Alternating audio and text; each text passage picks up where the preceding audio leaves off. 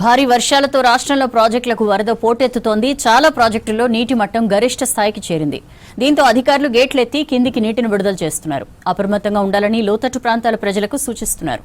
రాష్ట్రంలోని ప్రాజెక్టులకు జల కళ రావడంతో రైతులు సంతోషం వ్యక్తం చేస్తున్నారు.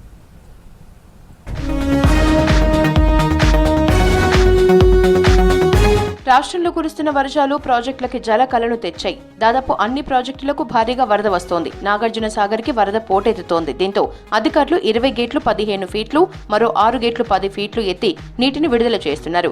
సాగర్ ఇన్ఫ్లో 5,40,000 క్యూసెక్కులుగా ఉంది. అంతే స్థాయిలో నీటిని రిలీజ్ చేస్తున్నారు. సాగర్ పూర్తిస్థాయి నీటి మట్టం 590 అడుగులు కాగా ప్రస్తుతం 587 అడుగుల నీరుంది. సాగర్లో విద్యుత్ ఉత్పత్తిని కొనసాగిస్తూ ఎస్ఎల్బీసీకి కుడి కాలువకు నీటిని విడుదల చేస్తున్నారు అధికారులు. ఎగువ ప్రాంతాల్లో కురుస్తున్న వర్షాలతో నిజామాబాద్ జిల్లా శ్రీరామ్ సాగర్ ప్రాజెక్టుకు వరద పోటెత్తుతోంది. దీంతో అధికారులు 40 గేట్లు ఓపెన్ చేసి కిందికి నీటిని విడుదల చేస్తున్నారు. ఇన్ఫ్లో 2,04,017 క్యూసెక్కులు, అవుట్ఫ్లో 2,15,853 క్యూసెక్కులుగా రికార్డైంది. ఎస్ఆర్ఎస్పీ పూర్తి స్థాయి నీటి మట్టం 1,091 అడుగులు, ప్రస్తుతం 1,088 అడుగుల మేర నీరుంది. ఎస్ఆర్ఎస్పీ నిల్వ సామర్థ్యం 80.5 టీఎంసీలు కాగా ప్రస్తుతం 72.61 టీఎంసీల నీరు చేరింది.